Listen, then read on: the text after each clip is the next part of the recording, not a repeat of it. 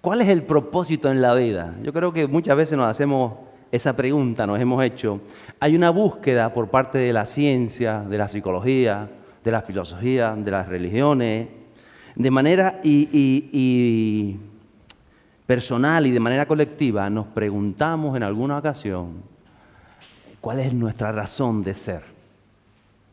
¿Cuál es nuestro propósito para este año? Para el mes de marzo, que ya vamos casi por mitad de mes. A veces ni nos lo preguntamos, ¿verdad? Sé que lleva un montón ya. Y me regalaron el calendario ese de la buena semilla, ya han pasado 70 días, creo que me dio esta mañana, ¡pum! Y ya no, yo no sé cuánto. ¿Cuántos días han pasado ya? Un montón de días. El propósito de la vida, la razón de ser. Hay un propósito general. Jesús se lo dijo a sus discípulos. El capítulo 17 de Juan, los versos 1 a 3, dicen lo siguiente. Estas cosas habló Jesús y alzando los ojos al cielo dijo, Padre, la hora ha llegado, glorifica a tu Hijo para que el Hijo te glorifique a ti, por cuanto le diste autoridad sobre todo ser humano, para que dé vida eterna a todos los que tú le has dado. Y esta es la vida eterna. ¿Qué es la vida eterna? Que te conozcan a ti, dijo Jesús, el único Dios verdadero, y a Jesucristo, a quien has enviado. Y está Jesús hablándole al Padre en presencia de los íntimos, de los discípulos, allí en el huerto de Getsemaní. Está hablándoles a ellos y le habla al Padre. Y dice, hay un propósito universal para todo ser humano. Que te conozcan a ti, Dios. No le dice Padre en ese momento, le dice Dios. Porque sabemos que Dios es Espíritu. Diga conmigo, Dios es Espíritu. Que te conozcan a ti, Espíritu. Y a Jesucristo, a quien has enviado. Esa es la vida eterna. No conocer acerca de, no tener idea, no decir, sí, yo sé que Él existe, que te conozcan a ti, Dios Espíritu. Es decir, que te vivan a ti, que te manifiestes a ellos. Esa es la vida eterna. La vida eterna no empieza cuando uno se muere, que es lo que a veces nos enseñan, o nuestra mente deduce. La vida eterna empieza cuando tú le conoces a Él, cuando el Padre te es revelado, cuando en Jesús el Espíritu viene y conoces de Él. Tienes una vivencia personal con Él. No un día cuando hiciste tu oración de fe, no. Una vivencia personal con Él. Por eso Él está entre sus discípulos y le dicen, y este es el propósito de tu vida.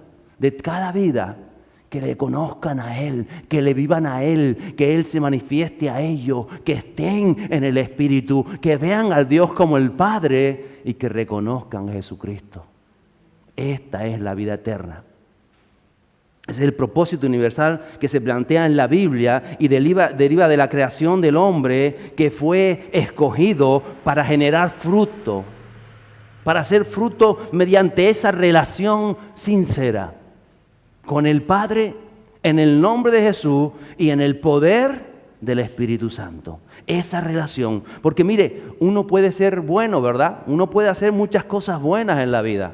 Uno puede ser hasta morir por alguien, hasta ir como esa gente que va allá, ahora mismo se mete en Ucrania con alimentos para llevar a esa gente necesitada, y muchos no conocen de Dios. Pero ellos van porque hay algo en su corazón, hay humanidad, hay bondad, hay tantas cosas. Y eso es bueno, la moral es buena, es necesario. Pero todos necesitan conocer y dar esos frutos en el Espíritu de Dios. Es diferente. Hay un propósito individual en cada uno de nosotros que corresponde a cada persona, porque vuelvo y le repito, usted es único, ¿o no? Diga, soy único, y hágase así. Qué guapo soy. Bueno, no sé si soy muy guapo, pero único sí que soy. Porque guapo y feo es cuestión de gusto, ¿no? Pero único sí que soy. Qué bueno. Somos únicos. Y por eso, cuando usted lee la palabra de Dios, cada profeta, cada hombre, cada mujer de Dios fue llamado en su momento histórico con una misión, con algo, con un fin puntual. Vemos a Noé, a Abraham, a José, a María, y ellos simplemente respondieron a ese llamado personal, a ese propósito individual que tenía Dios para ellos. Unos están escritos en la palabra, otros apenas se menciona. Yo me acuerdo, por ejemplo, Ananías, cuando llega e impone sus manos a Saulo, y poco más aparece en la palabra de Dios. Era un hombre de Dios, aparece en una pincelada, pero qué importante lo que sucedió a través de Ananías para traer esa luz y traer esa luz a los ojos del apóstol Saulo. Qué importante es tu llamado en el Señor. Porque tú eres el único que quizás Dios ha puesto sembrado ahí en ese lugar de trabajo. Eres el único luz, eres el único que podrás alcanzar a esas vidas que te rodean. Solo tú, yo no lo puedo hacer. La que está detrás de la cámara tampoco podrá hacerlo. Ni Ricky tocando la batería. Vas a alcanzarlos tú porque es tu llamado, tu propósito, parte de tu misión. Y si tú no lo entiendes, estarás ahí quejándote de tantas otras cosas que están sucediendo en tu lugar de trabajo y que es injusto y que es lo otro y que es aquello. ¿Por qué? Porque no te has centrado en tu propósito individual. ¿Por qué Dios te puso ahí? Quizás lo puso para marcarte. Quizás te puso unos jefes estrictos ahí que están encima de ti porque tú necesitabas disciplina en tu vida. Y entonces el Señor dice, tengo que disciplinar a mi hijo. Y como no va a bajar en persona al padre a disciplinarte, te ponen unos jefes duros en el trabajo para disciplinarte. Y tú te estás quejando por ello cuando dice el Señor, pero sí. Me pide que quiere ser manifiesto, que quiere llenarse de mí. Yo tengo que enseñar disciplina a esta vida porque hace... Y cuando lo hace resulta que se queja. Y como eso todo. Por eso me tocó la mujer que me tocó, santa mujer. A veces... Yo le digo, Señor, yo sé que te pedí paciencia. Yo lo sé, Señor. Es que Él me dijo, te voy a dar paciencia para toda la vida. Pero ¿cómo sé que tengo paciencia? Ay, soportándonos los unos a los otros. Ya cuando ella hable, que hable ella, pero yo hablo.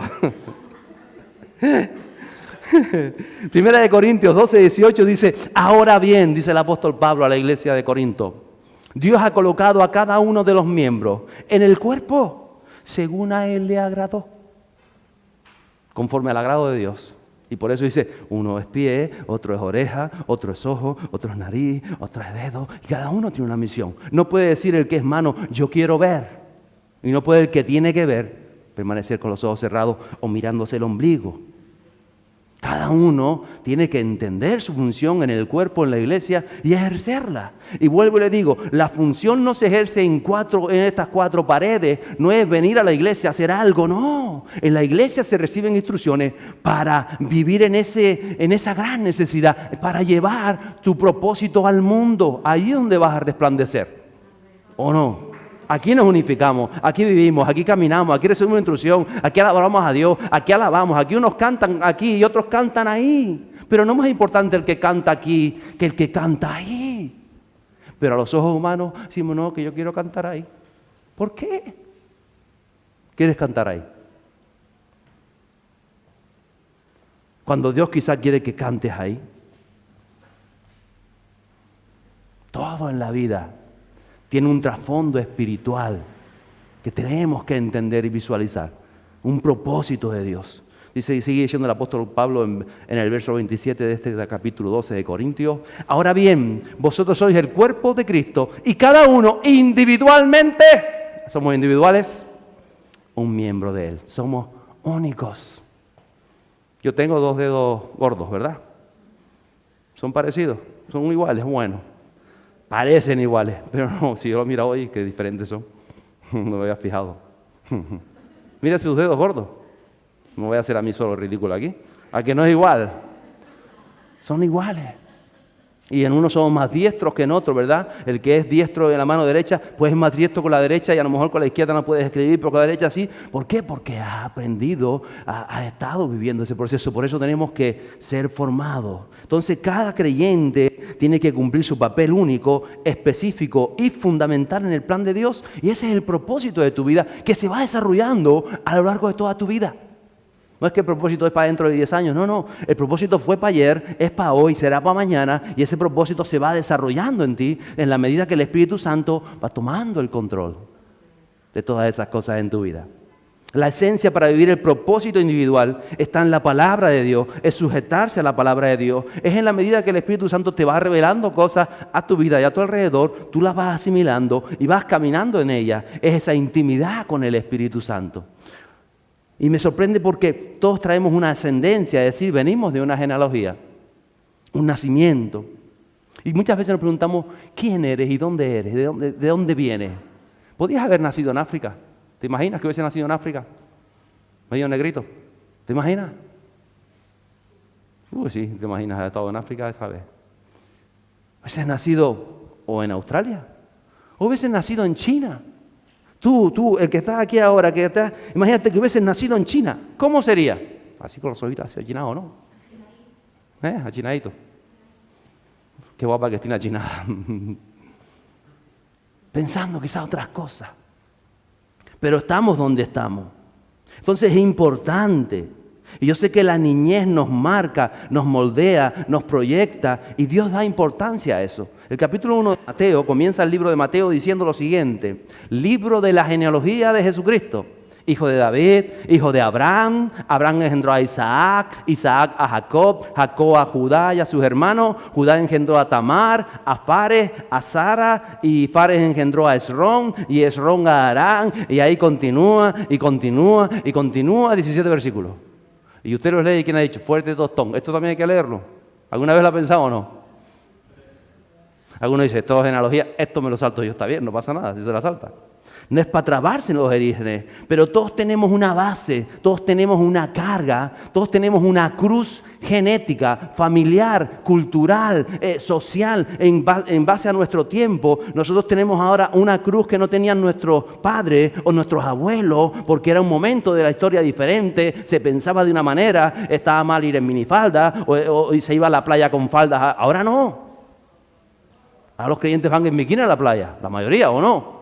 Estamos en otra matiz de la historia, con otras cosas y otros problemas que tenemos que enfrentar diferentes a lo que ellos enfrentaron.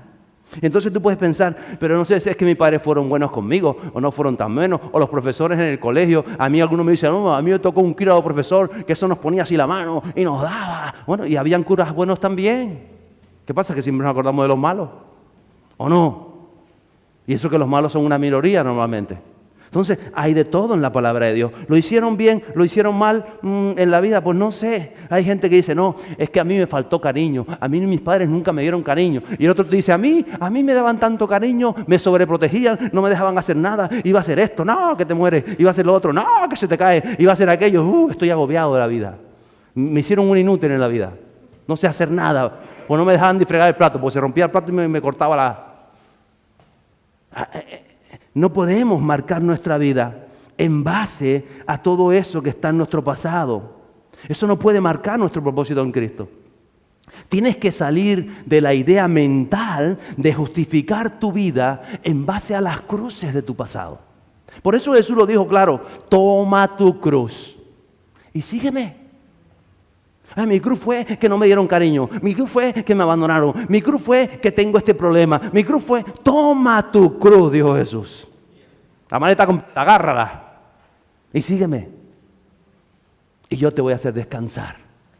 Porque ligera, dijo Jesús, es mi carga. Entonces, tienes vida, ¿verdad? Diga, estoy vivo. ¿Está vivo? Dígalo otra vez. Por este lado está más vivo que por este. A ver, ¿cómo es?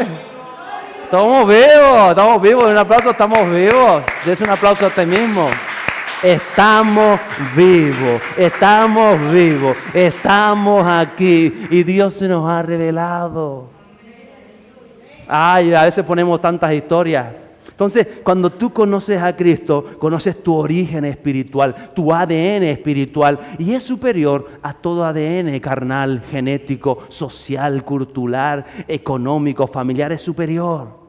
Y en la genealogía de Jesús, cuando usted lee esos versos de Mateo, usted ve que en la genealogía de Jesús hubo hombres de Dios como David, como Ezequías, como Josías, que hemos estado tratando los martes en Fuegos de Avivamiento. Pero también hubieron antepasados malvados, como Manasés, que aún entregó a su hijo a los Baales, a su hijo recién nacido, lo ofreció a los demonios. Manasés, genealogía también de Jesús, o Acaz, que fueron auténticos personas déspotas en su generación, también estaban en su genealogía. Ahí están todos. Por eso Mateo comienza la genealogía en Abraham, el padre de la fe, el padre del que cree, y termina en Abraham con el verso 17, cuando dice: de manera que todas las generaciones, desde Abraham hasta David, son 14 generaciones, y desde David hasta la deportación a Babilonia, 14 generaciones. Y desde la deportación a Babilonia hasta Cristo, 14 generaciones. Eso se lo podía haber ahorrado, por lógica, es lo que tocaba, ¿no? Hay un tiempo, es un tiempo en tu vida. Es tu vida, es el tiempo. No estés esperando el tiempo. Tu vida es el tiempo que Dios te ha dado para manifestar en ti la gloria de Dios, el poder de Dios, la manifestación de Dios y de frutos en abundancia. Es tu vida. No estás esperando, no, dentro de 30 años cuando llegue el tiempo. El tiempo es hoy. El tiempo está donde tú te estás moviendo. El tiempo es en este momento. No estés esperando más a mañana. Es el tiempo. Porque estamos vivos. Y usted no sabe si mañana va a estar vivo. No, dentro de 20 años. ¿Usted qué sabe dentro de 20 años? Estará vivo en la presencia de Dios si cree, pero no, quizá no ha realizado lo que Dios quiere que realice en tu vida, en el tiempo que te ha dado para estar sobre la tierra. Entonces, Dios te llama y todo en los cielos ha sido orquestado, preparado, diseñado para que tú y yo conectemos en la melodía de lo que Dios quiere hacer. Esto es una gran orquesta y tú decides, si tú miras bien al director, al Espíritu Santo, por la palabra que es la partitura, el Espíritu Santo y la partitura que es la palabra, entiéndalo usted así, entonces tú te puedes tocar o lo que tengas que tocar. Pero si tú no estás mirando la partitura, la palabra, y no estás pendiente del Espíritu Santo, el Espíritu Santo está ahí, tú estás cachín, fuera de... Qué desastre, Ricky. Bueno, yo a veces en el ensayo, ¿no? Qué desastre. Es que me quedo flipando en colores, no es por la partitura. Dice Gálatas 3:27. Porque todos los que fuisteis bautizados en Cristo, se lo voy a traducir. Porque todos los que fuisteis sumergidos en Cristo, de Cristo os habéis revestido. No hay judío ni griego, no hay esclavo ni libre, no hay hombre ni mujer, porque todos sois uno en Cristo Jesús. Y si sois de Cristo, entonces sois descendencia de Abraham, herederos según la promesa. Si han sido bautizados en Cristo, y olvídese de que cuando habla aquí de bautizado, es cuando usted se metió en las aguas, sea en un bautisterio, sea en la piscina, que hizo en el nombre del Padre, sí, ya soy bautizado. No está hablando de ese bautizo. Es que a veces vemos palabras y decimos, sí, yo soy bautizado. No. Si te has comprometido con Cristo, si te has sumergido en la corriente del Espíritu, si has hecho esa labor, si cada día caminas en esa corriente del Espíritu. Como decía, hablando yo el martes de Catherine Kuhlman, una gran mujer que siempre me ha llamado la atención, que ella decía, yo cada día de mi vida, cada día tengo que morir 1,000 veces para que el Espíritu Santo pueda obrar a través de este cuerpo, de esta alma y de este espíritu. 1,000 veces cada día, 1,000 veces se sumerge, se bautiza, porque ese es el bautismo, ¿verdad? Era como ser clavado en la cruz, y esta mujer decía, 1,000 veces yo me bautizo, muero a mí para que Él se manifieste. Y nosotros queremos bautizarnos una vez en la vida, ya una vez morir, y ya que bien, no. Por eso no funciona el Evangelio tal y como enseña la palabra de Dios. Gálatas 4:28, y vosotros, hermanos, como Isaac, sois hijos de la promesa. Diga conmigo, soy hijo de la promesa dada a Abraham. Verso 31, gloria a Dios, somos hijos de la promesa. Bendito sea el nombre de Jesús. Dice el verso 31, así que hermanos, no somos hijos Dice literalmente el hebreo, el griego, de la esclava, sino de la libre. Diga, no soy hijo de la esclava, soy hijo de la libre. No soy hijo de la esclava, soy hijo de la libre. No soy hijo de la esclava, soy hijo de la libre, en el nombre de Jesús. Usted tiene que entender esto en su mente, en su corazón, en su espíritu, y tiene que vivirlo. Mateo 1:18 dice, y el nacimiento de Jesucristo fue como sigue. Estando su madre María desposada con José, antes de que consumara el matrimonio, se halló que había concebido por obra del Espíritu Santo. Mire, yo no fue como fue su concepción, ni quiero saberlo. Yo no sé si usted fue un hijo deseado, si sus padres anhelaban, si quizás estuvieron unos meses que no podían tener y tenían ese deseo, esa ansia, esa búsqueda de un niño. Yo no lo sé, una niña.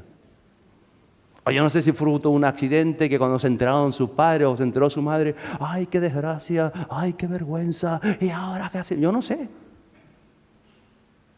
cómo fue concebido.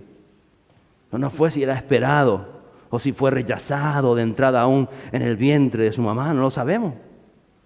Pero tampoco es importante, porque dice la palabra de Dios que hemos nacido a Dios por la obra de Jesús y en el poder del Espíritu Santo, y entonces Dios es tu papá, Dios es tu padre. Esto hablaremos la semana que viene el Día del Padre. Dios es tu padre. Es la libertad que tenemos en Él. Hemos nacido del agua y del Espíritu. ¿Qué es más importante ese nacimiento que el nacimiento físico? Lo que pasa es que lo físico nos marca siempre más, y por eso no entendemos a Jesús cuando dice, toma tu cruz, déjate de historia, vamos para adelante. No, es que no me dieron cariño, vamos para adelante, que Dios te da cariño, ¿o no? Es que me consintieron para adelante, vamos para adelante, que Dios no te va a consentir. Vas a ver tú, porque Dios es un buen Padre, que bueno es nuestro Dios. Entonces, el cristianismo no son ritos, normas, obligaciones, formas, reglas que uno pueda cumplir y es cristiano. No es cierto. Uno no es cristiano porque venga a la iglesia, cumpla las normas, haga el discipulado, se bautice, tome la Santa Cena, que tocará ahora para Semana Santa, partiremos de la Santa Cena aquí entre nosotros, y tantas otras cosas. O como dice alguien, cada vez que le digo, pero tú eres creyente, yo estoy todo el día escuchando música cristiana. Ah, pues ya eres creyente, pues si está todo el día escuchando música cristiana, tiene que ser creyente, ¿no? Y si está escuchando música secular, será pagano, porque por esa regla de 3. Pero a veces nos creemos nuestras propias historias. Nos las creamos porque están en nuestra mente. Y es nacer de nuevo lo que te hace esa conexión con el Padre.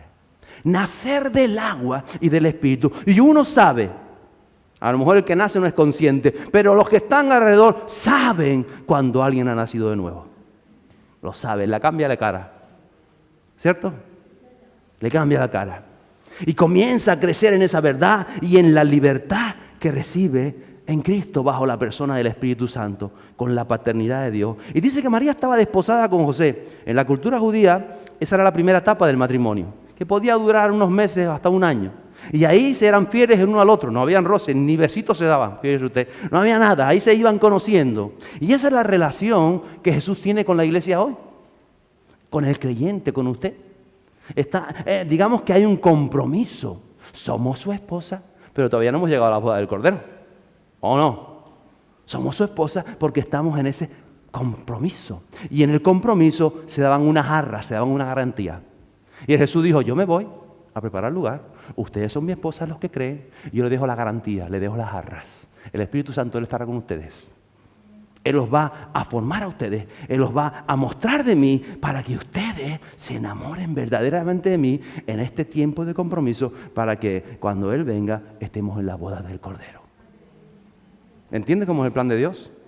Estamos en el, como llamaban o como se dice hoy en día, que esa palabra no se usa mucho, estamos en el desposorio con Jesús. No nos hemos casado, no hemos firmado, pero Él ya firmó con su sangre y Él nos está preparando porque el compromiso está hecho. Por eso cuando llegan delante de Él, Él dice, a ustedes no los conozco. ¿Cómo que no? Si no, pero ustedes no los conozco. Si en tu nombre llamo fuera demonios, no les conozco. ¿Por qué? Porque no fueron fieles al desposorio. No fueron fieles a la palabra dada. Entonces el Espíritu Santo nos va revelando, nos revela, Él nos muestra la gracia de Jesús y nos enseña a nosotros mismos qué es lo que hay por dentro. Él nos moldea, Él nos transforma para alinearlo a la voluntad de Jesús, para conocer al esposo, para enamorarnos del esposo, para poder llegar a las bodas del Cordero. Y ahí en eso estamos viviendo y ese es el propósito de cada día en nuestra vida. De eso se trata. Esa es nuestra identidad, es el origen, es nuestro ADN en Abraham, porque es el padre de la fe. Esa es la fe. Acuérdese, Abraham deja a Ur de los Caldeos y le dice: Señor, sal de tu tierra, de tu parentela y ve a la tierra que yo te daré. Le dijo así textual, ¿verdad? ¿Conoces esa parte, verdad? ¿Y qué hace Abraham? Uy, ¿y si no me gusta la tierra que tú me vas a llevar? Uy, pero dime qué tierra es. Yo estoy orando para que tú me digas qué tierra es. Abraham abrió su mapa allí en la mesa. Dicen qué tierra es, porque tengo que llevar, es para Finlandia, voy a tener que llevar bufanda. O es una tierra árida y voy a tener que ir en chancletas. ¿Qué voy a llevar? Dame alguna seguridad, porque si no, no me muevo. A veces somos así los creyentes. Pero ese no fue el padre Abraham. Por eso tenemos que entender que muchas veces nosotros queremos caminar sobre lo seguro. Pues entonces dedíquese a otra cosa. Porque lo único seguro que hay en la vida del creyente es Cristo y el Espíritu Santo. Y no hay seguridad como esa. Entonces, a veces, ¿por qué decido tomar un trabajo que no tengo paz, que sé que no me conviene? ¿Por qué? Por falta de fe. Porque no crees que Dios tenga algo mejor para tu vida. Y tu incredulidad, tu falta de fe, hace que tomes otras decisiones en tu vida. Yo que iba a terminar con esta serie de Fuegos de Avivamiento, que vamos por 10 ya estudios. Pero cada día que digo voy a terminar ya, algo en mi corazón dice, hay tanto ahí todavía. Y tanto nos está enseñando el Señor los martes con esos estudios, esas reflexiones. Y estos últimos 3 martes, estas 3 mujeres, María Ether, Amy McPherson, Catherine Kuhlman, cómo se atrevieron a morir a sus emociones. Mujeres que incluso fueron divorciadas en aquel tiempo, siglo pasado, principios del siglo pasado, con todo lo que tuvieron que luchar. Y tú ves sus vidas, sus historias. Como una perdió 5 niños pequeños, como la otra, su marido fue infiel, después se quedó viuda, como la otra llegó a China, ahí se muere a los 2 meses, y tú ves esas historias, dice, trágicas, dramáticas estas vidas. Mujeres, a principios del siglo pasado, mujeres que eran para no dar un nudo por ellas, era una lucha social, era una lucha contra la generación, era una lucha contra tantas otras cosas en la economía, en las finanzas, porque una mujer que le decía no podía ni abrir una cuenta bancaria y tantas otras cosas, pero ellas le creyeron a Dios, ellas murieron a sí mismos y estuvieron dispuestas a llegar con Dios hasta el final, y ahí están escritas sus vidas, con sus fallos, con sus errores, pero adelante, porque entendieron el propósito de su generación. Espíritu Santo, que ellos puedan entenderlo, yo también, en el nombre de Jesús. Mire, los hijos de Abraham caminamos y vivimos por fe. Y decían hoy a Habacuc, los niños están estudiando Habacuc dentro, aunque la higuera no florezca, es decir, aunque no lo vea, aunque no haya vide, aunque no hayan cabras, aunque no haya alimento, yo con todo me gozaré y me alegraré y a ti te alabaré. Y para adelante, eso es fe. Tiene un aplauso a él. Eso es fe, se tiene que aplaudir. Eso es fe, gloria a Dios. Gracias, Jesús. ¿Y qué hace la fe? Mira, ¿qué hace la fe en la vida de Abraham? Te hace vivir en la palabra que Él te dio a ti. En la que tú lees ahí y en la que el Espíritu Santo te revela. Por eso, la palabra que ha salido de la boca de Dios para tu vida en lo personal, y eso te va a alinear siempre a la voz del Espíritu. Cuando Jesús fue tentado en esa primera tentación, Él pasó 40 días sin comer y tuvo hambre. Este hace 40 días sin comer, a ver si no tiene hambre. No le voy a decir nada, pero bueno. Tuvo hambre. ¿Y qué le ofrece el enemigo? Pan. Le ofrece lo que él necesita. ¿Es malo comer? No, claro que no es malo comer. Lo que es dañino es comer el alimento del enemigo. Eso sí es dañino, el pan del enemigo. Y precisamente, ¿qué hizo el enemigo? Aprovechó que Jesús tenía hambre. Cuando más necesidad tiene, cuando quizás tenga más necesidad de cariño, o más necesidad de afecto, o más necesidad de compañía, o más necesidad de fama, o de reconocimiento, o quizás de dinero, o quizás de sanidad, o de algo que tú necesitas y que estás tan necesitado, el enemigo dice, bandeja de plata, y te va a decir, toma lo que necesitas. Y si tú olvidas lo que Dios te dijo a ti, vas a comer y te vas a quedar atado a ese alimento. Y si fuera así, todavía estaría Jesús en el desierto, posiblemente atado a ese alimento, porque a veces no lo entendemos. Si lo tomas de manos del enemigo, te quedas anclado, te hace otra vez esclavo y dejas de ser libre. Jesús tuvo hambre, pero Él no comió el pan del enemigo. Y cuando venció la tentación, entonces dice que bajaron ángeles y le servían. Pero estuvo a un paso, como estamos muchas veces nosotros. ¿Cuántos creyentes a un paso? Es que lo necesito, es que lo necesito. Ay, no es lo que Dios... Sí, pero es que lo necesito. ¿Y qué hago que comer? ¿Qué me muero? No te vas a morir, desgraciadito. Pues tenemos un Dios que nos ama, no nos vas a morir de hambre. ¿O sí? Pero es que tengo tanta hambre. No comas del pan del enemigo. No comas, el enemigo conoce. Hay provisión en Dios. Solo tienes que creerle a Él. Y el Espíritu te va a llenar. Provisión en todas las cosas. Esta semana alguien me recordaba, yo me olvido de las cosas que digo, gracias a Dios me las recuerdan con el paso de los años. Alguien me recordaba, recuerda pastor, cuando nos sentamos a tomar un café con la pastora, recuerdo, y qué bueno que le dije que tenía planes de boda, estaba pensando esto, por las circunstancias, por esto, nos sentamos allí. Digo, sí, yo que te dije, lo que usted me dijo siempre me llamó la atención. Y me hizo cambiar, digo, pues no me acuerdo qué te dije, ¿qué te dije? Recuerdo que después que me lo dijo sí me acordé. Recuerdo dije, qué bueno que te vas a casar. Lo que has estado todo este tiempo orando y pidiendo, ese hombre de Dios, ese hombre fiel, ese hombre de fe que te va a acompañar, que va a ser un testimonio para tus hijos, que va a estar ahí. Cuando, qué bueno, me alegro.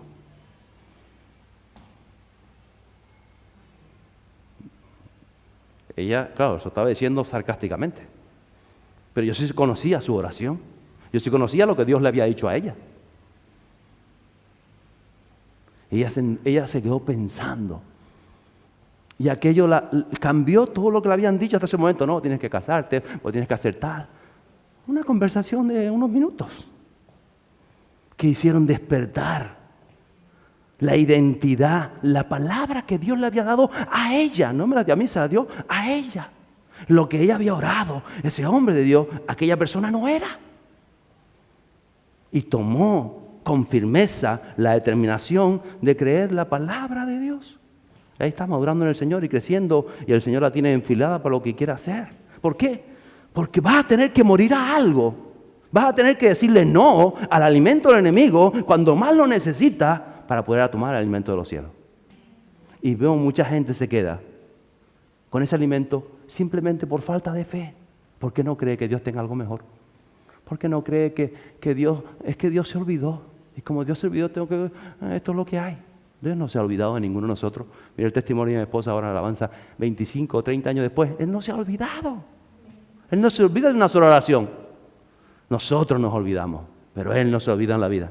Entonces, entiende. Cuando tú sabes quién eres en Cristo, cuando tú tienes identidad, cuando tú vives la identidad, ¿qué te va a poder mover? Y por eso la palabra de Dios dice, nada te puede separar del amor de Cristo. Cuando tú verdaderamente te has enamorado de Él, nada te va a separar de lo que Él dijo para tu vida. En lo personal, en lo único, en lo individual, nada te va a separar de ese amor, de esa unción y de aquello que Dios tiene para ti. ¿Por qué? Porque tú te agarras a su palabra como se agarró a Abraham, el padre de la fe.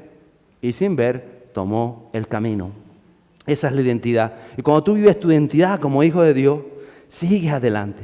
Mateo 16 dice que entonces Herodes, al verse burlado por los magos, se enfureció en gran manera y mandó matar a todos los niños que había en Belén y en todos sus alrededores, de 2 años para abajo, según el tiempo que había averiguado de los magos. Mire, el enemigo siempre va a querer destruir lo que Dios quiere hacer en ti. Siempre lo va a querer hacer. Va a querer acabar con tu fe, especialmente porque Él sabe en el tiempo que estamos viviendo. El enemigo sabe los acontecimientos globales. El enemigo sabe que Jesús está a las puertas. Si lo sabe más que los creyentes.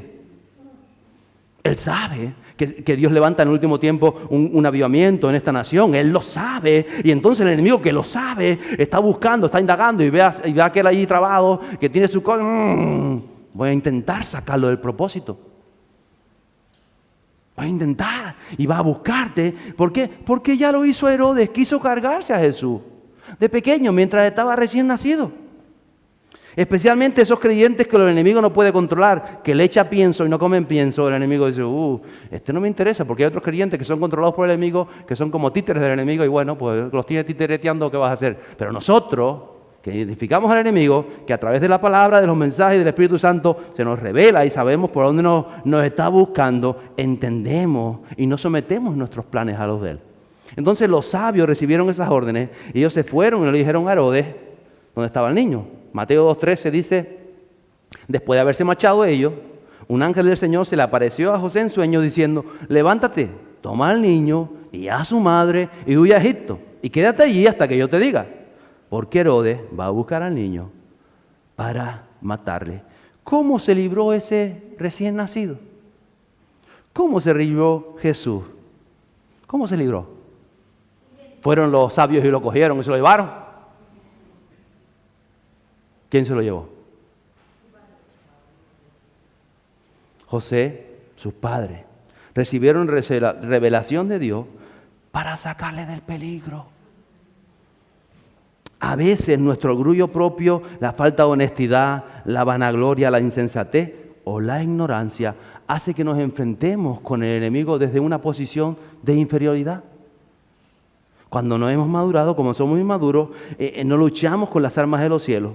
Y hay tanto creyente luchando de esa manera. Si esta sierva del Señor, si esta ovejita no me llega ahí, yo, pastor, sentémonos a hablar, quiero sentarme con usted, estoy pensando casarme, yo no hubiese seguido la revelación de Dios para decirle esto, esto y esto. Y para salvarla de ese camino que estaba pensando si tomar o no. Y menos mal que no lo tomó, como está la cosa hoy. ¿Entiende lo que le digo? Queremos salvarnos sin acudir a José o a María cuando no entendemos que Dios usa unas maneras para trabajar entre el rebaño. Y usa al pastor del rebaño. Y el pastor, gracias a Dios, el pastor de esta congregación, gracias a Dios, tanto te doy, está dedicado a tiempo completo a la obra. Pocas iglesias pueden mantener la nómina del pastor con todas sus cosas legales y todas las historias como marca la ley. Y nosotros, siendo los que somos, podemos hacerlo. El pastor está a tiempo completo en la iglesia. Yo no sé si usted se ha dado cuenta. Acuda a los pastores. Los pastores estamos para ayudarle. A veces le tenemos que tirar de la oreja y a veces tenemos que darle 2 besos. Lo que el Espíritu Santo nos diga. Y a veces nos equivocamos, también es cierto. Pero el Señor usa la manera de hacer las cosas. Yo no me imagino a los sabios de Oriente robando al niño para salvarlo de Herodes. Vamos, nos lo llevamos y le quitamos a José y a María. Porque sabemos que Herodes lo va a matar. También lo sabían los sabios, ¿verdad? ¿Qué hizo? Usa una manera de actuar. Especialmente cuando somos inmaduros, te necesita el alimento paterno, el alimento materno para crecer y fortalecerse. Entiéndalo una vez. Si no, va a estar perdido luchando con el enemigo y dando palos de ciego por un lado y para otro. Qué bueno es el Señor que está todo escrito en la palabra de Dios. Y luego, cuando le fue hablado a José, él volvió a su tierra, a Nazaret, y ahí ellos eligieron ese lugar, Nazaret. Jesús nos dijo, no estoy de acuerdo con ir a Nazaret. ¿Qué hizo Jesús? Jesús estaba a sus padres. Alguna vez se le escapó. Recuerda, ¿verdad? Y ahí estuvo 30 años desapercibido, viviendo como cantero, dicen unos, o como carpintero, depende de la traducción de la palabra. Ahí creyendo, Jesús orando, yendo al templo, yendo a las fiestas, celebrando las fiestas. No se echó novia en ese tiempo, ahí era conocido, daba buen testimonio. Y yo imagino que hacía todo con excelencia, un buen amigo. Ahí estaba Jesús, 30 años, hasta que algo sucede. Después de 30 años, algo sucede en la vida de Jesús. ¿Qué sucedió? Se levantó un día y dijo, ay, hoy es el día. ¿Dijo eso? ¿Qué sucedió? Luego lo que sucedió, mire lo que sucedió. Mateo 3, del 1 al 4. En aquellos días llegó Juan el Bautista, predicando en el desierto de Judea, diciendo, arrepentíos, porque el reino de los cielos se ha acercado. Porque este es aquel a quien se refirió el profeta Isaías, diciendo, voz del que clama en el desierto, preparad el camino del Señor, haced derecha su senda. Y él, Juan, tenía un vestido de pelo de camello y un cinto de cuero a la cintura. Y su comida era de langosta y miel silvestre. Y entonces Jesús, que conocía Segunda de Reyes, él sabe que cómo está vestido Juan, está vestido como el profeta Elías. Ahí está en Segunda de Reyes, cuando él decía que quién es ese hombre, cómo está cubierto de pelo de cabello, tiene un cinto de cuero sobre sus lomos y está diciendo arrepentido. Y el rey en Primera de Reyes dijo, este es Elías. Es decir, cuando Jesús entiende que el espíritu de Elías está allá en Judea preparando el camino, él se da a conocer. Usted tiene que entender el tiempo que está viviendo. Tiene que entender qué es lo que se ha estado hablando desde este púlpito los últimos 7 martes, 8 martes, 10 martes, y hemos estado hablando de fuegos de avivamiento. Usted tiene que entender lo que hemos estado tratando de transmitirle a su mente, a salir de toda depresión, de todo desánimo y todo eso que hemos estado hablando semana tras semana, y aquello que usted ha leído en su casa, en su palabra, aquellos que ha estado mirando, que Dios lo ha estado llevando. Usted tiene que entender el tiempo. Porque son las señales de fuera las que activan lo de dentro. Porque Jesús siempre fue creyente. Era Jesús. Pero por 30 años él estaba. Y de pronto cuando dice, hay un profeta loco ahí, Juan el Bautista, que está tal, y cómo está vestido, ¿de qué está hablando? Está preparando el camino del Señor, está hablando de arrepentimiento, está hablando de cambiar de actitud, está hablando de que dice, ha llegado el momento. Y él se presenta en el desierto. Recuerda, ¿verdad? Ha llegado el momento. Él lo sabe, Jesús lo sabe adentro, que ha llegado la hora de activarse, de movilizarse dentro. No está esperando, ¿y Juan va a hacer una campaña para llover? No, adentro, dentro. Porque el primero llamado es dentro. Todos esos llamados que son por fuera, a veces es la religión lo que te llama por fuera. El llamado dentro, el llamado dentro. Y tú vas a tu lugar de trabajo y dentro está pasando algo. Dentro está pasando algo. Dentro a lo mejor empiezas a cantar. O sea, que no vas a tener que cantar aquí, vas a tener que cantar en tu lugar de trabajo. Ay, me van a tomar por loco. No sabes qué va a pasar si cantas en tu lugar de trabajo. Si es eso lo que tienes que hacer, no te pongas ahora a decir, a cantar. Entiende lo que le estoy diciendo, ¿verdad?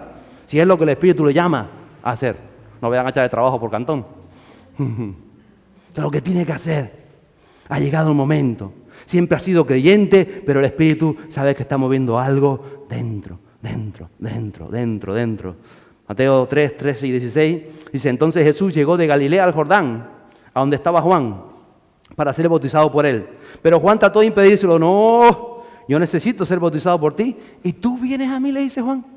Y respondiendo Jesús le dijo, permítelo ahora, porque es conveniente que cumplamos así toda justicia. Entonces Juan se lo permitió. Después de ser bautizado, Jesús salió del agua inmediatamente. Y aquí los cielos se abrieron y vio al Espíritu de Dios que descendía como paloma y venía a él. ¿Sabe? Jesús podía haber dicho, me voy directo al desierto. ¿Por qué voy a ir a Juan? Si Juan es menos que yo.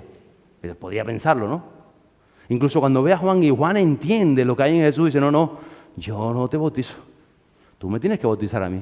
Y dijo, no, vamos a hacer las cosas como marca la ley de Dios. Porque nadie puede hacer el cristianismo a su manera. Hay una manera de hacer las cosas y es como marca la palabra de Dios. Y por eso a veces los creyentes chocamos porque queremos hacer las cosas a nuestra manera. Y entonces estamos en trabajos amargados, con relaciones infructuosas, o no llegamos a fin de mes y el próximo mes tampoco vas a llegar y el otro no vas a llegar, o tienes un problema por acá, o tienes otro por allá y no levantas cabeza y no te has parado a reflexionar y a preguntarte de verdad, ¿qué pasa, Señor? ¿Qué pasa, Espíritu Santo? Voy a librarme de todas mis justificaciones. Digo, ¿qué pasa, Señor? Y Él nos habla. Y Jesús le dijo a Juan, hay que cumplir lo que es justo para recibir lo que viene de los cielos. Porque dijo Jesús, yo no voy a hacer las cosas a mi manera. Ha establecido el diseño el Señor para que el propósito en tu vida se dé. Y sabe que después de allí es cuando es llevado al desierto. Y cuando sucede todo aquello que estaba comentando antes, es más, su segunda tentación le dijo Satanás, si eres hijo de Dios, su identidad, si eres hijo de Dios, tírate y los ángeles te recogerán. Cuando tú sabes de verdad quién eres, tú no vas a tener que demostrar nada a nadie. Hay cristianos intentando demostrar que son cristianos, porque no saben quiénes son. Cuando tú sabes quién eres, no vas a tener que aparentar o que fingir, o que hacer un esfuerzo para demostrar nada. Yo soy hijo de Dios con mis luchas y mis batallas y mis aciertos y mis desatinos y mis errores, pero siempre luchando por conocerle más y por salir adelante y porque Él se revele y por más de Él. Por como decía Catherine Kuhlman, y lo vuelvo a repetir, morir yo 1 y 1000 veces para que el Espíritu Santo haga lo que Él quiera hacer. Eso es identidad. Y después sabemos que Jesús fue tentado con fama, con posición. Los reinos son tuyos si me adorares. El deseo de ser alguien de pertenencia, de ser reconocido, de ser deseado, de ser amado, de ser escuchado. ¿Y sabe qué lo dijo Jesús? Aparta de mí, Satanás. Diga conmigo, aparta de mí, Satanás. Diga en serio, aparta de mí, Satanás. Yo solo adoro al Señor, mi Dios. Y yo no me sirvo a mí mismo, yo le sirvo a Él. Yo le sirvo a Él. Yo no sirvo a mi jefe de trabajo, yo le sirvo a Él. Yo no sirvo a mi esposa, yo le sirvo a Él. Yo le sirvo a Él. Y todo lo que hago cuando sirvo a mi esposa es porque le estoy sirviendo a Él. Y cuando sirvo mi trabajo es porque le estoy sirviendo a Él. Y cuando estoy predicando aquí es porque estoy sirviendo a Él. A Él, a Él, a Él, a Él. En el nombre de Jesús. Espíritu Santo. Gracias, Jesús. Espíritu Santo. Y hasta que usted no entienda eso aquí en su interior, en su mente y en su corazón y lo experimente en su espíritu, vamos a seguir dando trastabillazos. Pero cuando tú lo entiendes y te enfocas y estás enfocado, lo haces por Él y para Él. Y lo hacemos en Él. Hay un propósito para tu vida. Y una vez más, Dios nos está llamando a cada uno en lo personal. Él nos sigue despertando, Él nos va elevando. Él es la voz del que clama en el desierto. Que no es Juan el Bautista, ni es su pastor Damián Pacheco. Es el Espíritu de Dios el que habla a tu corazón. Yo uso palabras, pero el Espíritu de Dios usa el lenguaje de los cielos. Y está tocando corazones. ¿Ayuda a mi esposa? Tu vida es probada para alcanzar madurez. Que seas empoderado del Espíritu Santo. Me sorprendió mi esposa que dijo este versículo mientras estábamos en la alabanza. Porque tu corazón, mi corazón, nuestras emociones van a ser probadas. Acompáñame, mi amor. Tu mente, tus pensamientos van a ser probados. ¿Lo sabes? Tu fuerza, tu vigor va a ser probada. Y tu voluntad. Y por eso me remito a este versículo, Marcos 12:30, y con él quiero terminar el día de hoy. Jesús enseñó, y amarás al Señor tu Dios con todo tu corazón, con todas tus emociones a Él primero, con toda tu mente, con toda tu alma, con todos tus pensamientos a Él primero, y con todas a Él. Y vamos a ser probados en esas 4 áreas de nuestra vida. Estamos siendo probados para que el propósito de Dios se cumpla.